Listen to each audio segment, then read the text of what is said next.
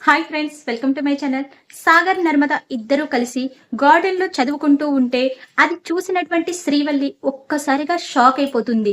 అంటే ఈ విధంగా వీళ్ళు మామయ్య గారికి తెలియకుండా ఇంటి బయటికి వచ్చి చదువుతున్నారంటే వీళ్ళు ఏదో తప్పుడు పని చేస్తున్నారన్నమాట.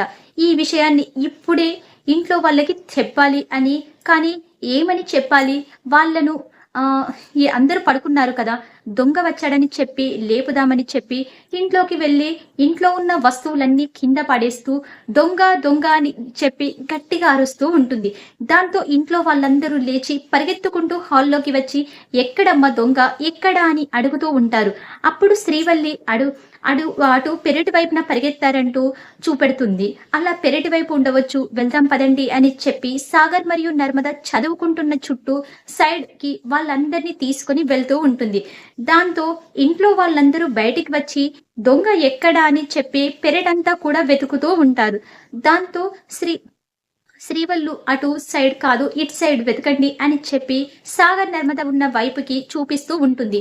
దాంతో రామరాజ్ మరియు మిగిలిన వాళ్ళందరికీ అటు సైడ్ చూడగా అక్కడ సాగర్ నర్మద కనిపిస్తూ ఉంటే ఇంట్లో వాళ్ళందరూ ఒక్కసారిగా షాక్ అయిపోతూ ఉంటారు.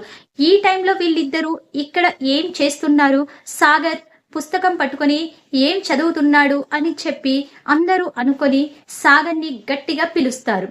అలా పిలిచేసరికి రామరాజు అయితే రామరాజు మాటలు వినగానే సాగర్ ఒక్కసారిగా షాక్ అయిపోయి, మీ నాన్నకు అడ్డంగా దొరికిపోయాను, ఈ రోజు ఏమంటారు అని చెప్పి ఇద్దరు షాక్ ఎలా చూస్తూ ఉండిపోతారు. అంటే శ్రీవల్లి మొత్తం సంతోషంగా నవ్వుతూ నన్ని ఆట పట్టిస్తారు కదా, ఇంతమందిని చూశారు కదా, ఈ రోజు మీరు దొరికిపోయారు అని చెప్పి సంతోషపడుతూ ఉంటుంది. Thanks for watching. ఈ వీడియో కనుక మీకు నచ్చినట్లయితే లైక్ చేయండి, ఛానల్ని సబ్స్క్రైబ్ చేసుకోండి. Thank you friends, thank you for watching.